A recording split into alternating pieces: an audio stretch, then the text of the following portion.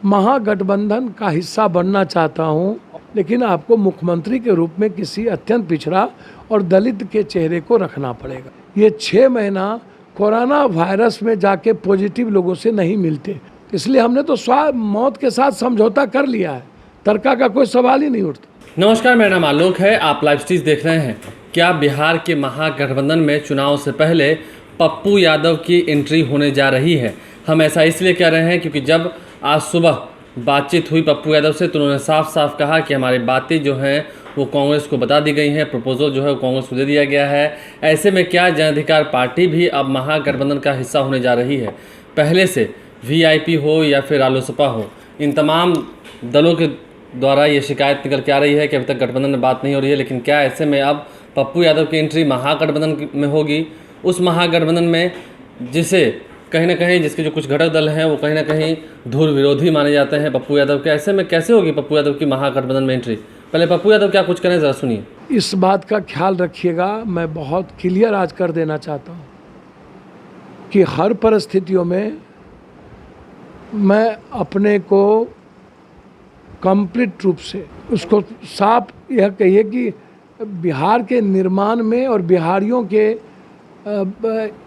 के जीवन को आगे बढ़ाने में हमें कोई विषाद नहीं है राजनीतिक रूप से कि मैं पप्पू यादव सामने आकर के कुछ बने। मैं बहुत क्लियर हूँ, इसीलिए हमारी लड़ाई इन दोनों गठबंधन के खिलाफ नहीं है। मेरी लड़ाई बिहार बचाने के लिए है। 30 साल इन लोगों के हो गए। मैं एनडीए जैसे नफरतवादी ताकतों को रोकना चाहता हूं। मैं बड़ा महागठबंधन चाहता था, लेकिन महागठबंधन के घटकों ने महागठबंधन को ही कमज़ोर कर दिया। मैं आज भी उम्मीद में हूं कि कांग्रेस यदि चाहेगी कि बिहार बचे, और कांग्रेस को मैंने प्रपोजल दिया है, तो मैं निश्चित रूप से महागठबंधन का हिस्सा बनना चाहता हूं। यदि मैंने प्रपोज दे दिया है, मैं चाहता हूं कि महागठबंधन तय करे, महागठबंधन बिहार को बचाए।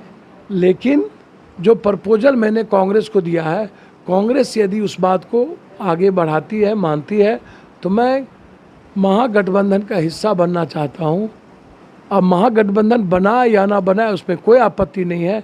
मेरा उसमें बहुत क्लियर है, जो बिहार बचाने के लिए आप आरजेडी और लालू यादव जी का साथ लें, मुझे कोई आपत्ति नहीं, लेकिन आपको मुख्यमंत्री के रूप में किसी अत्यंत पिछड़ा और दलित के चेहरे को रखना पड़ेगा। बात अगर कांग्रेस ख्याल करती है, कांग्रेस नेतृत्व करती है, तो महागठबंधन पप्पू यादव जाने में कोई दिक्कत नहीं। मुझे कोई आपत्ति नहीं, 1 लाख बार नहीं, 100 लाख बार नहीं, कोई आपत्ति। मुझे तर्का बनने का कोई शौक़ नहीं है, मुझे किसी चीज़ों का शौक़ नहीं है।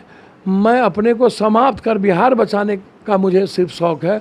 तर्का बनने का शौक़ होता तो हम ये 6 महीना कोरोना वायरस में जाके पॉजिटिव लोगों से नहीं मिलते।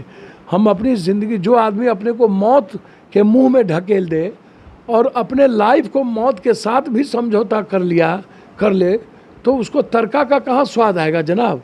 इसलिए हमने तो मौत के साथ समझौता कर लिया है, तर्का का कोई सवाल ही नहीं उठता। तो आपने सुना, बिहार चुनाव से पहले पप्पू यादव जिस तरीके से कह रहे हैं कि कांग्रेस आलाकमान से उनकी बातचीत हो रही है। अगर बातें हो जाती हैं तो क्या कांग्रेस आने वाले समय में समझौता करा पाती है, या अन्य दलों के द्वारा पप्पू यादव को रखे जाने पर सहमति बन पाती है नहीं महागठबंधन में? ये भी देखने वाली बात होगी।